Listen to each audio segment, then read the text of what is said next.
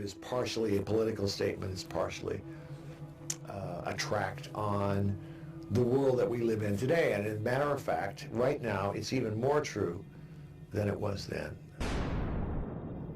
We are manipulated by a lot of media around us. We are consumed by consumerism. And as you can see in the recent events in this country, they are still among us. They do live, indeed. It's really interesting. The movie They Live, when it was made, was more about Reaganomics at the time. But with the, as music lulls you to sleep, conspiracies, one of the things that the movie has done is it's taken on a life of its own.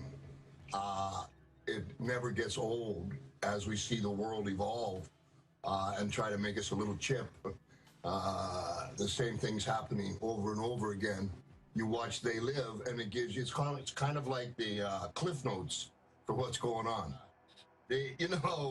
John Carpenter, when we shot the scene with the homeless people, he actually used the homeless people there. John is a big activist, and I give him all the respect in the world for that.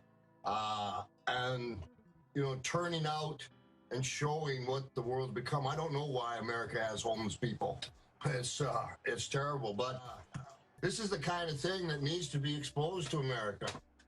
They need to know, they're trying to put us to sleep. I'm a born rebel.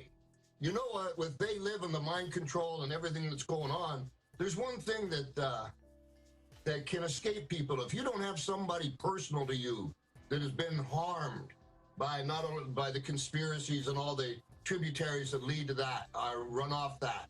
If you don't have someone close to you shaking at nighttime because he got blown up twice, went over again and got blown up 2 times, then it doesn't mean so much to you. Every time we want to go to war, send your boy to war.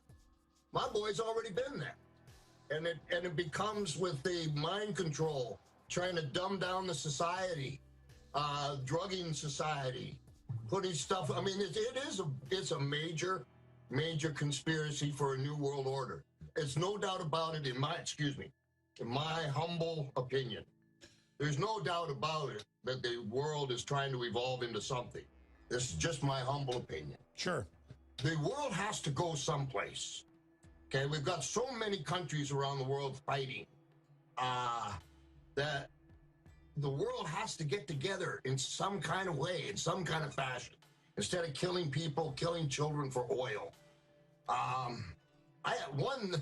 One idea that crossed my mind was, as soon as they let us see the aliens, we'll all get together because it'll be us against them.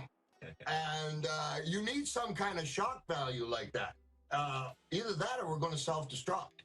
I think that in all cultures, people are basically very good-hearted.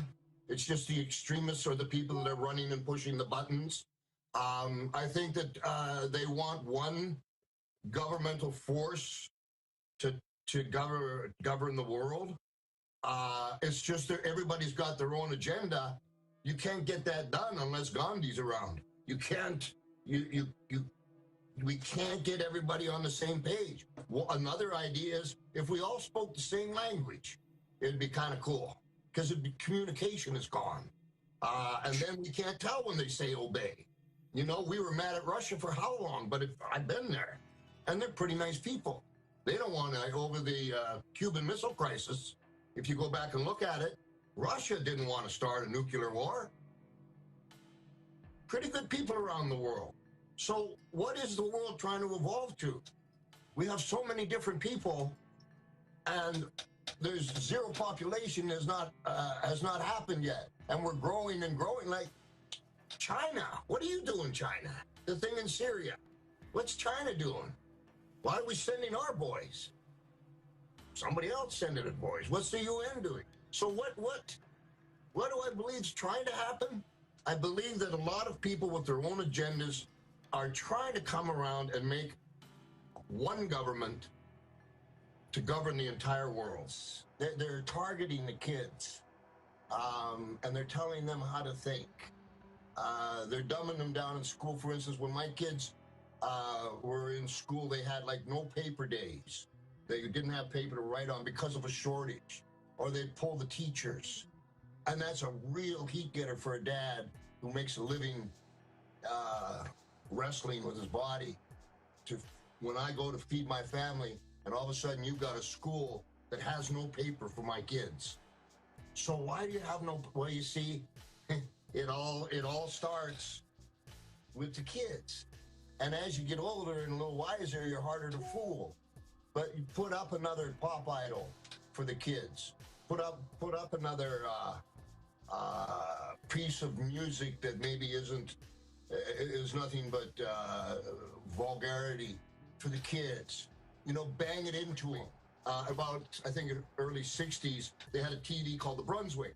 And the people that bought it, Dad would go to work, Mom would be there, and Dad would come back home, and all of a sudden she'd bought 20 pounds of dog food, but they don't have a dog. And they found out that there was a little button in the TV called the Brunswick.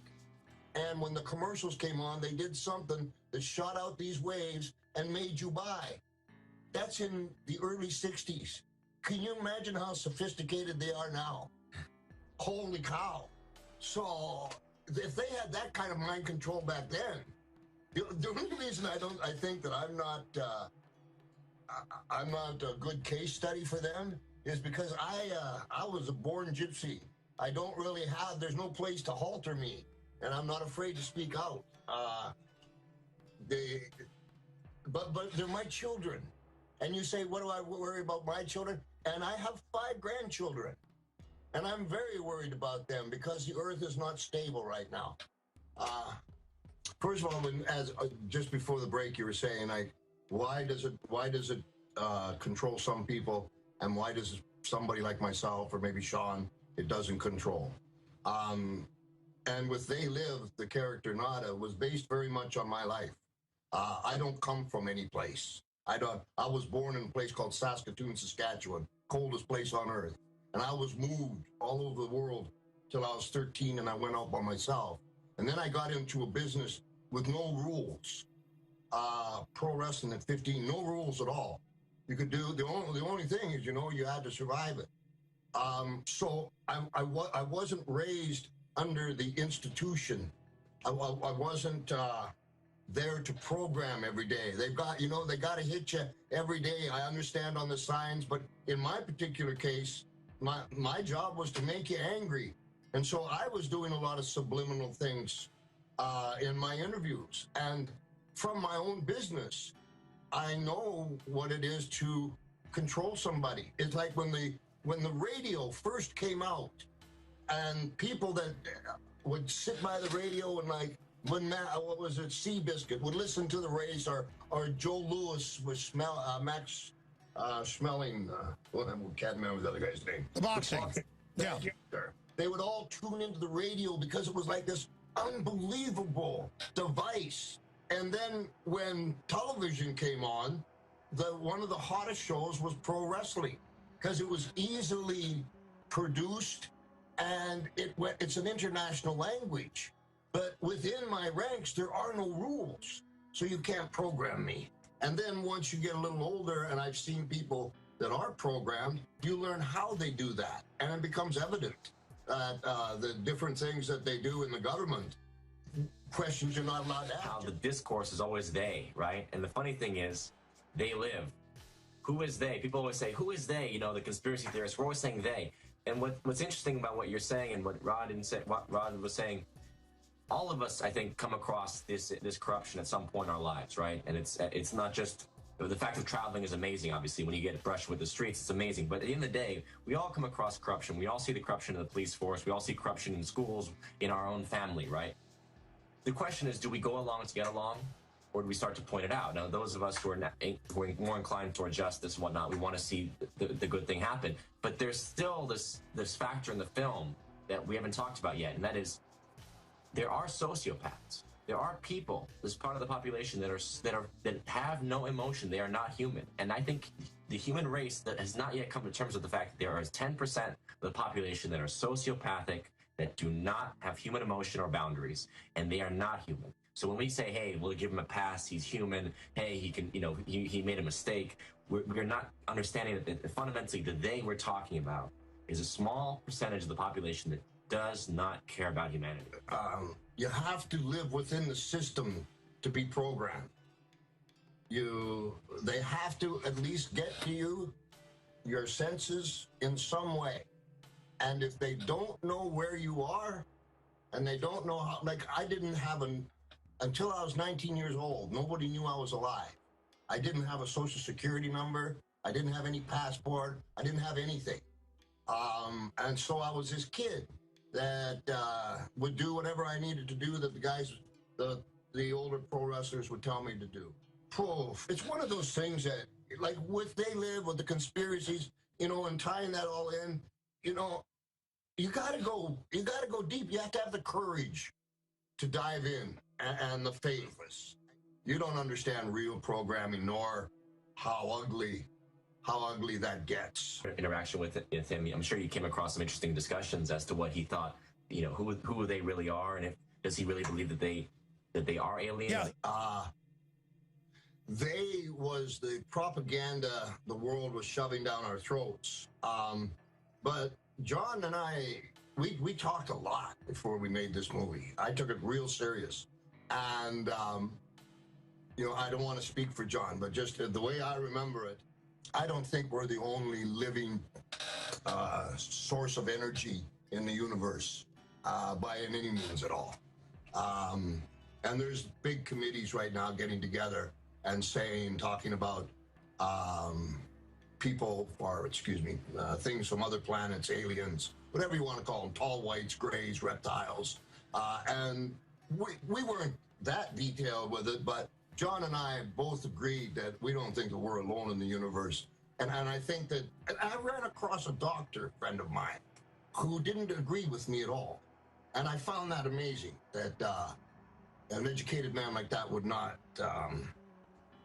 see that far. But maybe, you know what? Maybe I'm the crazy one. I don't know there. I think the world, you know what I think? I think the world, the real men of the world have to stand up and say, I have come here to chew bubblegum and kick ass. And I'm all out of bubblegum. Time to take a stand, boys. You know what? You got a little courage. Stand up for yourself. Oh, a bunch of sniveling whiners and over in Syria? Like, I'm not qualified. I just know, like, who are you going to send over there? Why don't the Chinese help? What is the UN doing? And I saw those pictures. I'm not qualified, but I got 4 kids, and I got real angry. And that they had a huge portrait from, like, the Holocaust to chemical weapons. Chemical weapons, and then they took the picture down. So I understand what you're saying. Again, you need to stand up against they. And yes is the answer. Coming into that tunnel, it's like where the Illuminati have their meetings. Anything that you know anything about those meetings? Do I know anything about them? I like to go in there and say hi to those guys.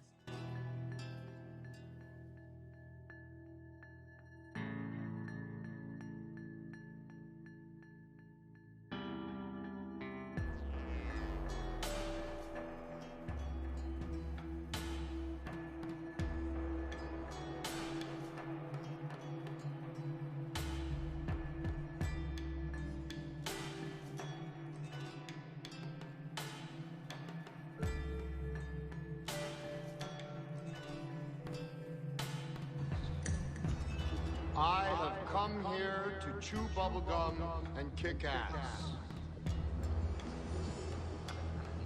And I'm all out of bubblegum. I'm giving you a choice. Either put on these glasses or start eating that trash can.